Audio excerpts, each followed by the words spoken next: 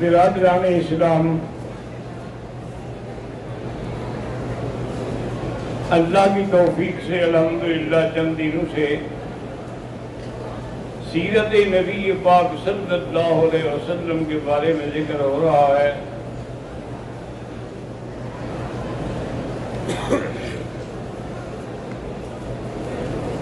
اور ان میں نے یہ بھی عرض کیا تھا کہ سب سے بڑے عظیم معجزے جو ہیں، ایک تو اللہ کا قرآن ہے جس کا کوئی مقابلہ نہ کر سکا، نہ قیامت تک کر سکے گا۔ إِن لَّمْ تَفْعَلُوا وَلَن تَفْعَلُوا۔ اور اس کے بعد دوسرا عظیم معجزہ جو ہے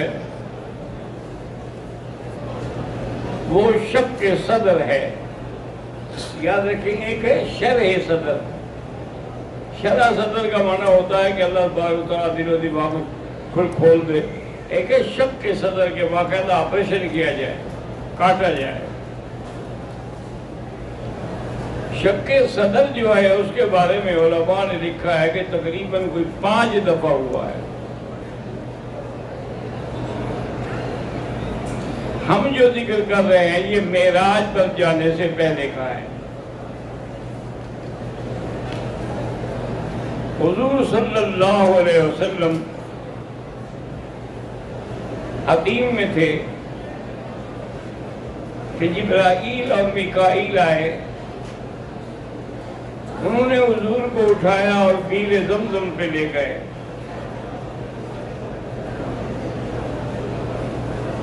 اور وہاں جا کر حضور صلی اللہ علیہ وسلم کے سینے کو اوپر سے لے کر اسفل بطن تک چاک کیا، اور آپ کا دل مبارک بھی نکالا اور زمزم کے پانی سے دھویا۔ اسی لیے علماء نے دلیل یہ پکڑی ہے کہ زمزم کا پانی جو ہے وہ حوض کوثر سے بھی افضل ہے۔ اگر حوض کوثر کا پانی افضل ہوتا تو جبریل جب ساری چیزیں لے آئے تھے تو پانی بھی لے آتے۔ ان کا پانی نہ لانا اور زمزم کے پانی سے دھونا دلیل ہے کہ زمزم افضل ہے۔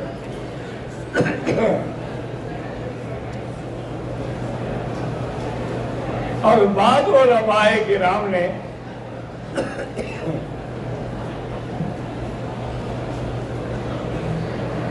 اس کی بڑی گہرائی اور گہرائی سے بحث کی ہے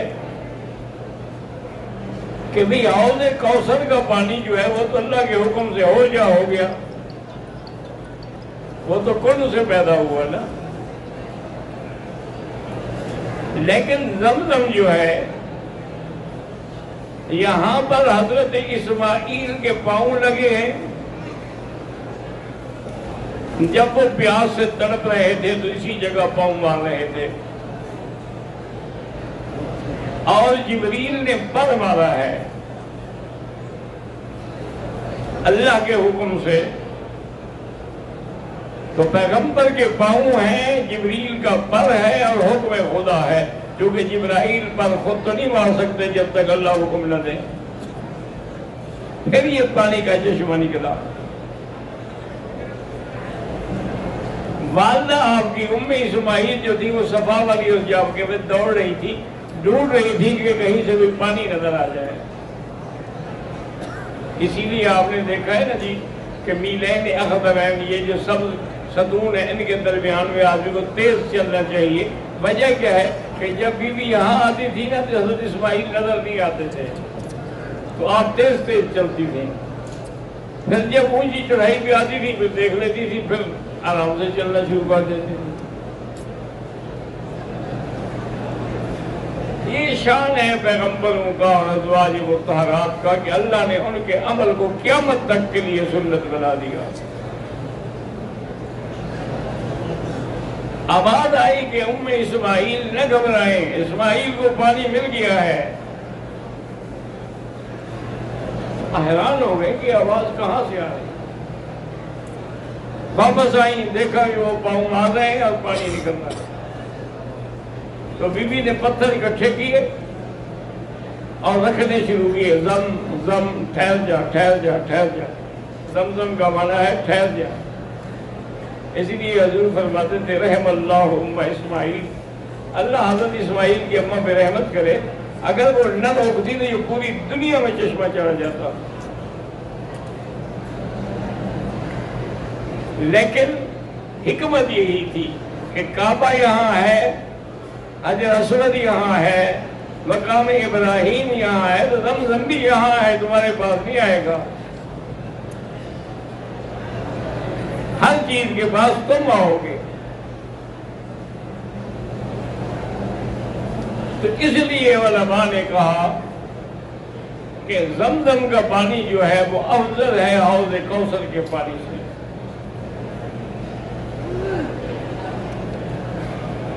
اب حضور صلی اللہ علیہ وسلم کا جب آپریشن ہو گیا، سونے کے تھال میں چیزیں تھی جو سینے میں بھر دی گئیں۔ بعض جاہل لوگ اعتراض کرتے ہیں جی کہ سونے کا استعمال تو ناجائز ہے، حضور کے لیے کیسے استعمال ہوا؟ وہ تو جنت سے آیا تھا حضرت، دنیا کا سونا نہیں تھا۔ دنیا کا سونا پہننا حرام ہے نا، قیامت میں تو کوئی حرام نہیں، وہاں تو ہم سب پہنیں گے۔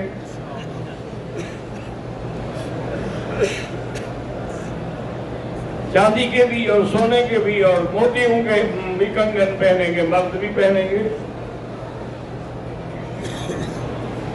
آگے آئے تو براق موجود تھی، براق ذرا شوخی کرنے لگی۔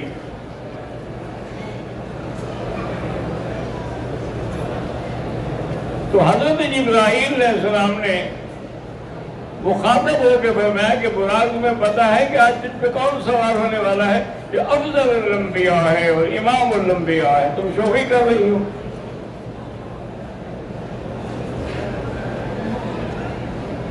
اصل مصیبت یہ آ گئی ہے کہ ہر باطل فرقہ جو ہے نا جی، وہ اپنے باطل مسئلے کے لیے بھی دلیل نکال لیتے۔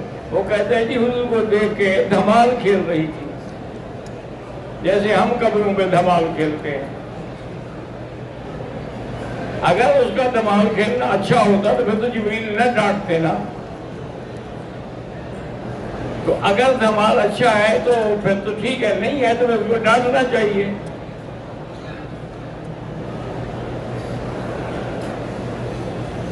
ایک حدیث میں آتا ہے نا کہ حضور جبل احد پہ کھڑے تھے مدینہ منورہ میں، کہ جبل احد میں زلزلہ آیا۔ اس کا بھی یہی مسئلہ نکالتے ہیں جی کہ وہ حضور کو دیکھ کر خوش ہو کے دھمال کھیل رہا تھا۔ اگلی حدیث نہیں پڑھتے کہ حضور نے جوتا مارا اس پر، تو جو دھمال کھیلے تم بھی مارو۔ اب میں اس کو نہیں آؤ، ما علیک الا نبی و صدیق و شہیدان، ٹھہر جاؤ، تمہارے اوپر ایک اللہ کا نبی ہے، ایک صدیق ہے اور 2 شہید ہیں۔ پہاڑ ٹھہر گیا۔ حضور صلی اللہ علیہ وسلم براق پہ سوار ہوئے۔ اب اسی سے اندازہ لگائیں کہ حضرت جبرائیل جو ہے وہ بھی نوری فرشتے ہیں، اور 70,000 فرشتہ حضور کے جلد میں چل رہا ہے، نور پیچھے بھاگ رہا ہے اور بشر اوپر بیٹھا ہوا۔ تو معلوم ہوا کہ مقام بشریت جو ہے وہ بلند ہے۔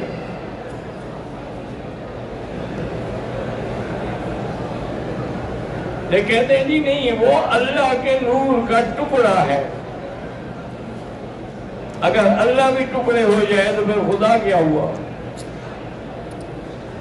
نور کے، اللہ کے نور کے ٹکڑے بنا رہے ہیں۔ انا للہ و انا الیہ راجعون۔ اور اس براق کو اللہ نے اتنی تیزی دی تھی کہ جہاں نظر پڑتی تھی وہاں قدم پڑتا تھا۔ ایک جگہ پہ آئے تو جبرائیل نے براق روک دی، کہا حضور اترے. حضور پاک اترے، فرمایا یہ جگہ جو ہے نا، یہ ٹیلا دیکھ رہے ہیں لال لال ریت والا، اس کے نیچے قبر ہے حضرت موسیٰ علیہ السلام کی، یہاں 2 رکعت نفل پڑھ رہے ہیں، تمہارے بھائی کی قبر ہے. حضور فرماتے ہیں کہ میں نے بڑا غور سے دیکھا تو موسیٰ قائم یصلی فی قبرہ، کھڑے ہو کے نماز پڑھ رہے تھے اپنی قبر میں. اب آپ خود اندازہ لگا لیں کہ روح بھی نماز پڑھتا ہے یا روح مال جسد پڑھتے ہیں. آگے گئے، پھر اس نے براق کو روکا اور نے کہا حضور یہ ماء اللہ ہے جہاں عیسیٰ علیہ السلام پیدا ہوئے. وہ تو بغیر باپ کے پیدا ہوئے تھے نا. ہمیں یہاں بھی آپ 2 رکعت پڑھ لیں. وہاں بھی 2 رکعتیں پڑھی اور اس کے بعد حضور صلی اللہ علیہ وسلم مسجد اقصیٰ پہنچے. جبریل علیہ السلام نے صخرہ ایک پہاڑ تھا، اس میں انگلی سے سوراخ کیا اور براق کو باندھ دیا. تو اس لیے علماء نے کہا مسئلہ یہ ہے کہ اسباب پہ عمل کرو، توکل اللہ پہ کرو. ورنہ براق کی طاقت تھی کہ وہ جبریل سے بھاگ جاتی. وہ سبق دیا کہ اسباب دنیا پر عمل کرو لیکن سہارا اسی کا لو. حضور صلی اللہ علیہ وسلم کے جانے سے پہلے تمام انبیاء اور رسل جو ہے وہ مسجد میں موجود تھے اور حضور کی انتظار ہو رہی. پھر اذان ہوئی، تکبیر ہوئی. اب ہر پیغمبر یہ سوچ رہا تھا کہ آج امامت کا مقام کس کو ملتا ہے. تھوڑی دیر کے بعد حضرت جبریل نے کہا صرت مشرقاً و مغرباً و شمالاً و جنوباً، میں مشرق بھی کیا، مغرب بھی کیا، شمال بھی کیا، جنوب بھی کیا، زمینوں پہ بھی کیا، آسمانوں پہ بھی کیا. ما رأیت مثل محمد، میں نے حضور جیسا نہیں دیکھا. تقدم یا رسول اللہ، حضور آپ مصلی پہ اور نماز پڑھا. حضور نے نماز پڑھی، سب نے اقتدا میں نماز پڑھی. اللہ نے جو عالم ارواح میں پیغمبروں سے وعدہ لیا تھا وہ پورا ہو گیا. وَإِذْ أَخَذَ اللَّهُ مِيثَاقَ النَّبِيِّينَ. تو آج ان پیغمبروں نے حضور کے پیچھے نماز پڑھ کے وہ وعدہ پورا کر دیا کہ اگر میرا رسول ہے تو لَتُؤْمِنُنَّ بِهِ وَلَتَنْصُرُنَّهُ. ایمان لیا ہے تو نماز پڑھی نا. پھر حضور صلی اللہ علیہ وسلم نماز کے بعد، یہ اسراء تھا، آگے اب معراج ہے. سنہری زینہ رکھا گیا جس پر حضور صلی اللہ علیہ وسلم کھڑے ہوئے. زمین سے آسمان تک 500 سال کا سفر ہے.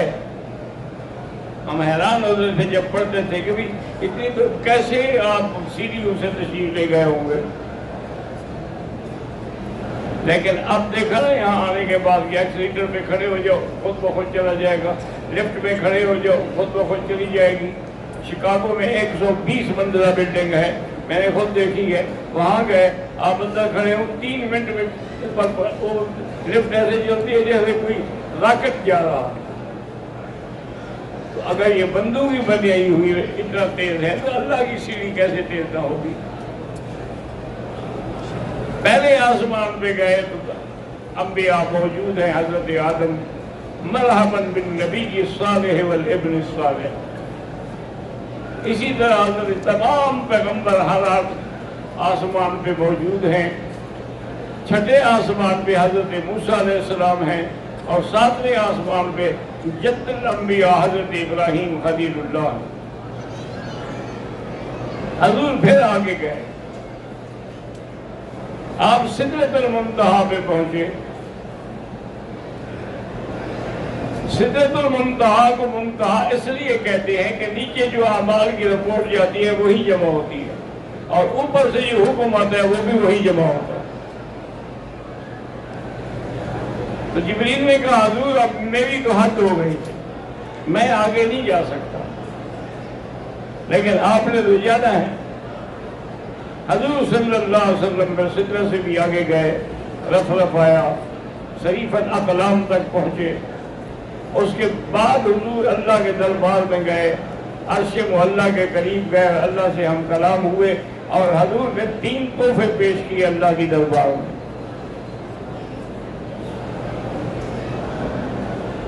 وہ 3 تحفے کیا تھے؟ التحیات للہ والصلوات والطیبات، یہ 3 تحفے اللہ نے 3 انعام عطا فرمائے۔ السلام علیک ایھا النبی ورحمۃ اللہ وبرکاتہ۔ حضور صلی اللہ علیہ وسلم کو امت کے لیے 50 نمازیں دی، اور خواتین سورۃ البقرہ کی آخری آیتیں عطا فرمائیں، اور یہ بھی عطا فرمایا کہ جو بھی بندہ شرک نہ کرے اس کو جنت میں داخل کروں گا۔ حضور صلی اللہ علیہ وسلم واپس آئے، موسیٰ علیہ السلام نے کہا کہ یا محمد ان امتک لا یطیق، آپ کی امت میں طاقت نہیں ہے کہ 50 نمازیں پڑھیں، میری امت 3 نمازیں نہیں پڑھتی تھی، آپ واپس جا کے تخفیف مانگیں۔ حضور جاتے رہے، آتے رہے، 9 دفعہ میں جا کے آخر 5 نمازیں رہ گئیں، لیکن ساتھ یہ بھی فرما دیا گیا کہ پڑھیں گے 5، اب لکھیں گے 50۔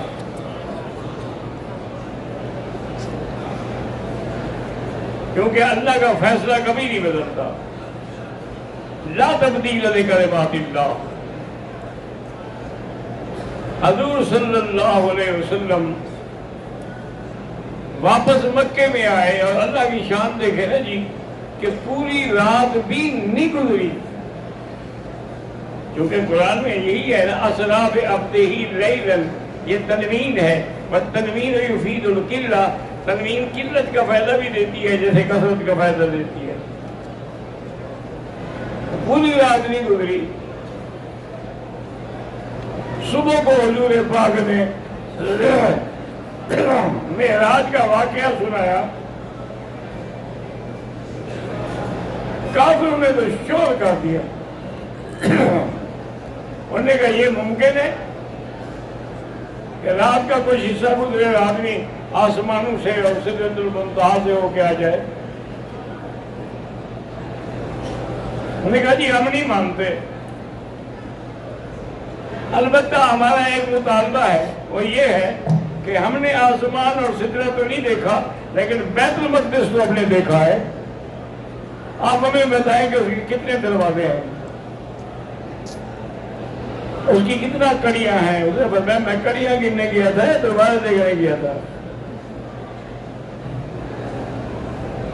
حضور فرماتے ماں کرے تو قلباً، مجھے اتنا تکلیف کبھی نہیں ہوئی جو اس دن ہوئی کہ اب میں ان بدبختوں کو کیا جواب دوں۔ اللہ نے میری عادت کی کہ بیت المقدس کو میرے سامنے کر دیا کہ میرے نبی آپ دیکھتے جائیں اور جواب دیتے جائیں۔ اب جو سوال کرتے کافر حضور دیکھ کے جواب دے دیتے، سب جواب مل گئے۔ آخر انہوں نے کہا جی ہم ایسا کریں گے کہ جو لوگ باہر سے آئیں گے نا مکے کے، ان سے پوچھیں گے پھر ہم تسلی کریں گے۔ اور ٹھیک ہے پوچھو۔ اب وہ جس سے بھی پوچھتے تھے وہ کہتے ہیں جی بالکل ٹھیک ہے، بلکہ آپ حیران ہوں گے کہ آج کل اس نئے دور میں جو سائنس نے ترقی کی ہے اور انہوں نے چاند پر پہنچ کے دیکھا ہے، تو اس کے اندر وہ درمیان میں 2 ٹکڑے ہو کے جڑا ہوا معلوم ہوتا، ان شکل قبر کا جو قصہ تھا وہ سچا ہو گیا ہے۔ حضور صلی اللہ علیہ وسلم نے فرمایا کہ ہاں آپ پوچھیں جس سے جو پوچھنا چاہتے ہیں۔ وہ پوچھتے رہے، سب لوگوں نے تصدیق کی، اور حضور صلی اللہ علیہ وسلم کا یہ معجزہ عظیمہ تھا جس کا کوئی توڑ نہیں کر سکا۔ آخر انہوں نے یہی ارادہ سوچا کہ بھئی حضور صلی اللہ علیہ وسلم پر حملہ کر دیا، حضرت ابو بکر نے چھڑایا تو اس پہ حملہ کر دیا۔ تو بہرحال شق صدر جو ہے وہ بھی حق ہے، اور معراج نبی صلی اللہ علیہ وسلم جو ہے وہ بھی حق ہے۔ اللہ ہمیں صحیح طرح پہ حضور پاک کی اتباع کی توفیق عطا فرمائے۔